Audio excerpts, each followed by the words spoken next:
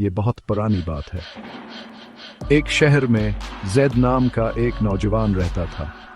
वो एक समझदार और सच की तलाश में रहने वाला शख्स था, मगर एक अजीब सी उलझन में मुब्तला था।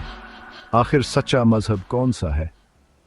इसने बचपन से देखा था कि लोग मुख्तलिफ मज़ाहब में बटे हुए हैं। कोई बतों को पूजता है, कोई इंसान को खुदा मान लेता है और कोई सिर्फ रूहानियत में खोया रहता है। हर एक का दावा था कि इसका मजहब सबसे बेहतर है। एक दिन जैद ने पुख्ता इरादा किया कि वो सच्चाई की तलाश करेगा। उसने तहिया कर लिया कि जब तक उसे दिल का सुकून ना मिले वो रखेगा। जैद ने ईसाईयत, हिंदुइज्म, बुद्ध मत, यहूदियत और इस्लाम का मुतालिया किया। हर मजहब में कुछ अच्छी बातें जरूर थी, मगर कुछ ऐसे सवालात भी थे जिनके वो तसल्ली बख्श जवाब ना दे सके। मसलन ईसाईयत में अल्लाह को इंसान हजरत ईसा बना दिया गया था। हिंदू मत में हजारों देवी देवताओं का तस्वूर था जो इसकी अक्ल में नहीं आता था। यहूदियत सिर्फ एक खास कौम तक महदूद थी। बुद्ध मत में खुदा का कोई वाज़ेह तस्वूर ही मौजूद न था। फिर उसने कुरान को खोला। कुरान की पहली आयत थी, अक़रा, पढ़ो। ये देखकर जैद हैरान रह गया। पहली बार किसी किताब ने इसे सोचने, समझने और सीखने का हुक्म दिया था। जैसे जैसे वो कुरान पढ़ता गया, उसे यूं महसूस हुआ जैसे ये अल्फाज किसी इंसान के नहीं हो सकते। हर बात उसके दिल पर असर कर रही थी।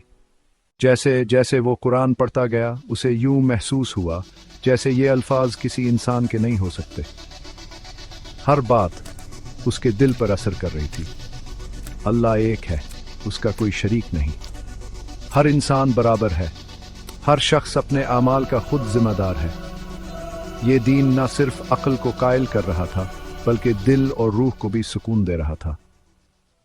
जैद ने देखा कि इस्लाम सिर्फ इबादत का दीन नहीं, बल्कि इंसाफ, इंसानियत, इल्म और अखलाक का मुकम्मल निज़ाम भी है।